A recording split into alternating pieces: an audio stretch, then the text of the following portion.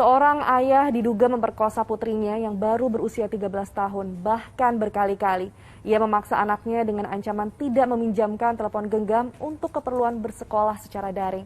Apa alasan ayah ini? Berikut liputannya. Anakmu buka pakai. Anakmu buka pakai. Menangis, pria usia 36 tahun ini tak menjawab pertanyaan polisi. Ia diduga memperkosa anaknya yang baru berusia 13 tahun. Penangkapan paksa pun digelar di rumah pelaku. Kejadian ini terungkap setelah sang putri bercerita pada temannya, yang lalu diteruskan pada ibu dan paman korban.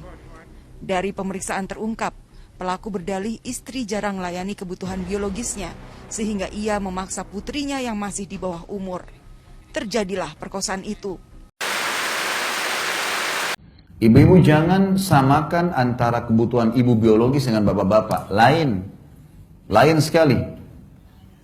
Ibu-ibu kalau tidak dirangsang, tidak ada masalah. Bapak-bapak tidak dirangsang pun bermasalah. Terbalik ya.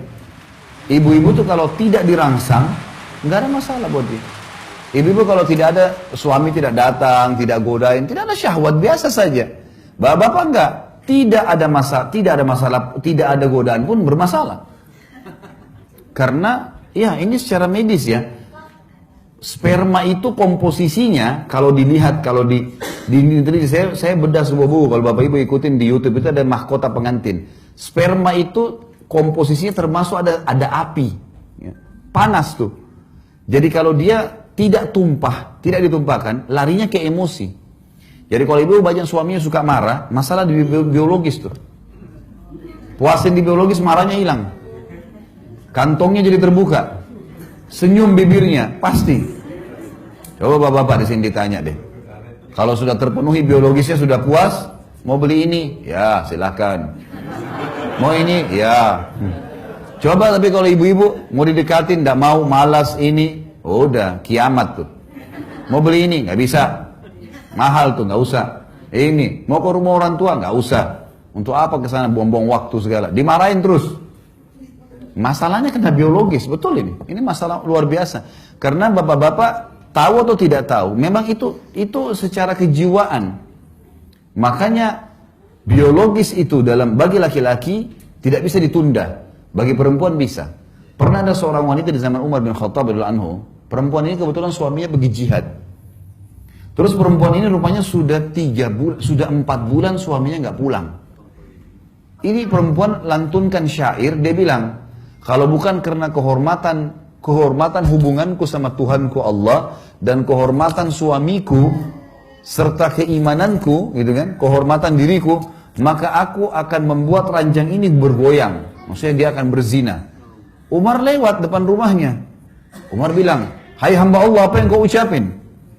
Perempuan itu ketakutan. Tidak, wahai perempuan. Tidak, tadi kau ucapin. Apa kau niat mau berzina? Dia bilang, ya Amir Mu'minin, suami saya 4 bulan belum pulang dari medan jihad. Apa yang terjadi? Umar diam, Umar pergi ke Hafsah, anaknya, istri Nabi SAW. Nabi sudah meninggal di zaman khilafahnya Umar ya. Lalu Umar bilang, hai Hafsah, berapa lama wanita bisa tahan tidak biologis? Kata Hafsah, 4 bulan. Perempuan bisa 4 bulan tidak biologis. Laki-laki 4 bulan, keriting semua kepalanya. Nggak bisa. Banyak ibu-ibu begitu. Ustadz, bagaimana saya lain suami saya ini setiap hari minta digauli, yang bergaul. Memang begitu laki-laki. Wajar itu, gitu kan? Itu normal. Memang seperti itu kejiwaannya. Makanya Nabi SAW menggantungkan kepatuhan di sini. Sampai kata Nabi, kalau wanita sedang dicorong asap rumahnya, dipanggil sama suaminya untuk berhubungan biologis, datang. Disuruh datang. Temanin dia, layani dia. Karena kalau tidak, kacau semua ini. Terbawa emosi di rumah, terbawa emosi di kerjaan, nanti berantem di luar sana, nanti masalah, usahanya tidak jalan. Tapi coba kalau biologisnya sudah puas, aman semua tuh. Jalan semua pekerjaan, jalan mudah semuanya. Kalau ada bapak-bapak yang suka senyum itu Masya Allah sudah. Sudah terpenuhi berarti. Dan ini kewajiban. Ini kewajiban. Makanya Aisyah radhiyallahu anha berkata, kami kalau ingin digauli oleh Rasulullah SAW sementara kami sedang haid. Ternyata wanita haid tidak ada syahwat pada saat haid itu. Ibu pasti tahu itu sudah dibahas dalam buku-buku fikih. Wanita kalau sedang haid, sedang nifas, ini lebih jauh lagi dari syahwat. Udah memang nggak terfikir ke situ gitu kan. Ini darah ini membuat orang jadi tidak berpikir untuk itu. Tapi laki-laki nggak bisa. Kata Aisyah, kami kalau sedang haid dan Rasulullah SAW ingin menggauli kami, ada syahwat laki-laki. Maka beliau menyuruh kami mengikat kencang tempat keluarnya darah di kemaluan, lalu beliau menggauli kami. Nabi SAW tetap dipuaskan. Onani haram dalam Islam kalau laki-laki kerjaan sendiri. Tapi kalau istrinya yang buat tidak haram. Ya. Bentar. Sama halnya dengan apa saja yang tidak dilarang dalam Islam boleh dilakukan. Yang haram dalam Islam adalah meletakkan kemaluan suami laki-laki di dubur istrinya. Dubur nggak boleh, haram.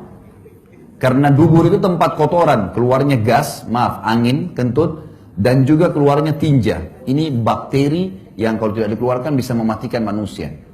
Jadi bukan tempat kemaluan di situ. Dan tempat kemaluan di tempat yang diletakkan adalah kemaluan. Makanya Allah bilang tentang haid kan. Ditanyakan kepada Muhammad tentang haid, katakanlah dia penyakit. Dan kalau mereka sudah suci, arti ayatnya, maka gaulilah mereka di tempat yang telah Allah perintahkan kalian, di kemaluannya. Oral seks termasuk dibolehkan. Apa saja selain daripada meletakkan kemaluan di dubur atau meletakkan kemaluan di kemaluan lagi haid dan nifas boleh dilakukan. Saya kasih contoh misal. Teman-teman kita muhajirin, sahabat-sahabat Nabi dari Mekah, waktu hijrah ke Madinah teman-teman, rupanya tradisi orang berhubungan biologis di Mekah waktu itu, mereka menunggingkan istrinya dan mereka menggauli dari belakang, di kemaluan. Tradisi biologis orang Madinah adalah istrinya di bawah, suaminya di atas. Mereka nggak kenal gaya lain. Yang terjadi, waktu sahabat-sahabat muhajirin ini hijrah ke Madinah, banyak yang tidak bawa istrinya, akhirnya nikah sama wanita Ansar di Madinah. Waktu nikah sama orang Ansar, rupanya si suami mau gauli dengan cara Mekah, si istri Madinah nolak. Ini terjadi di zaman Nabi. Terdengar oleh Nabi SAW. Ini kasusnya, si istri nggak mau digaulin. Padahal kalau istri nggak mau digaulin berdosa nih. Gimana caranya? Turun firman Allah. A'udzubillahi minasyaitonirrajim. Nisa'ukum harthul lakum. Fatu harthakum anna syi'tum. Wa qaddimu li anfusikum. Istri kalian adalah ladang buat kalian. Datangi ladang kalian semau kalian dan dahulukan diri kalian. Artinya boleh digaulin dengan cara apapun selama bukan letakkan kemaluan di dubur. Yang dilarang itu saja. Karena Nabi SAW melarang.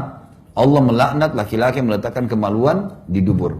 Satu hal juga penting di sini Bapak Ibu sekalian. Jangan pernah belajar biologis dari film porno.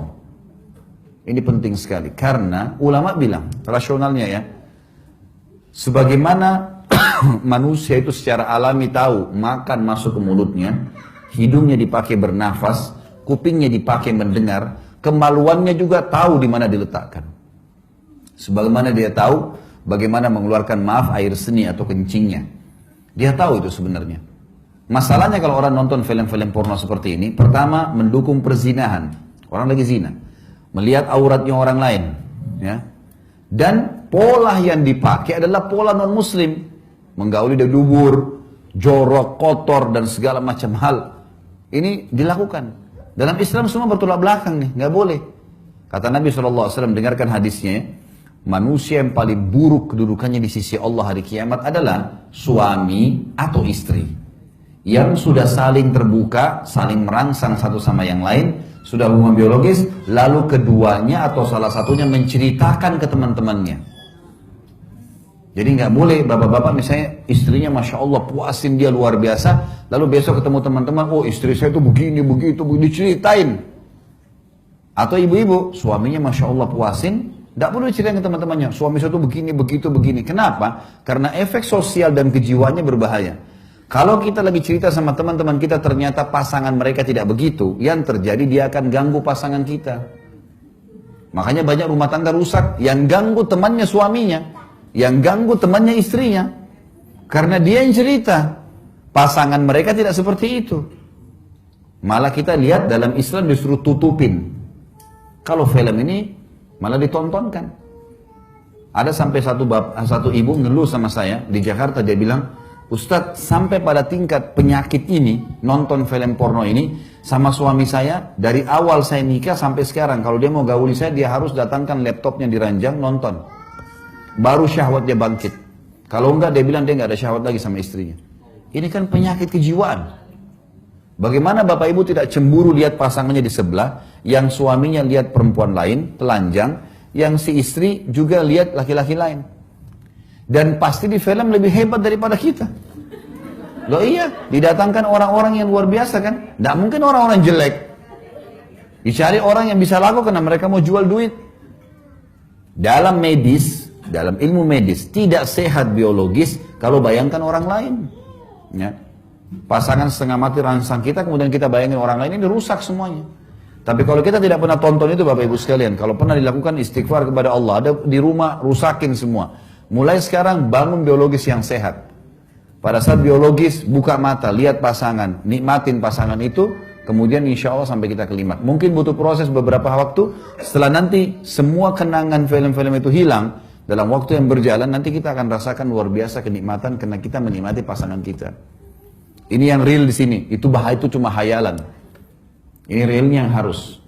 Tidak akan enak orang makan nasi sama tempe kalau yang dibayangin ayam. Mana itu? Lo benar. Kalau yang ada nasi sama tempe lah yang dimakan. Jangan hayalin yang lain. Itu hayalan. Mengganggu ini. Padahal ini sebenarnya depan mata kita. Ini poin. Baik. Penuhi kebutuhan biologis ini penting. Ibu-ibu harus garis bawahi.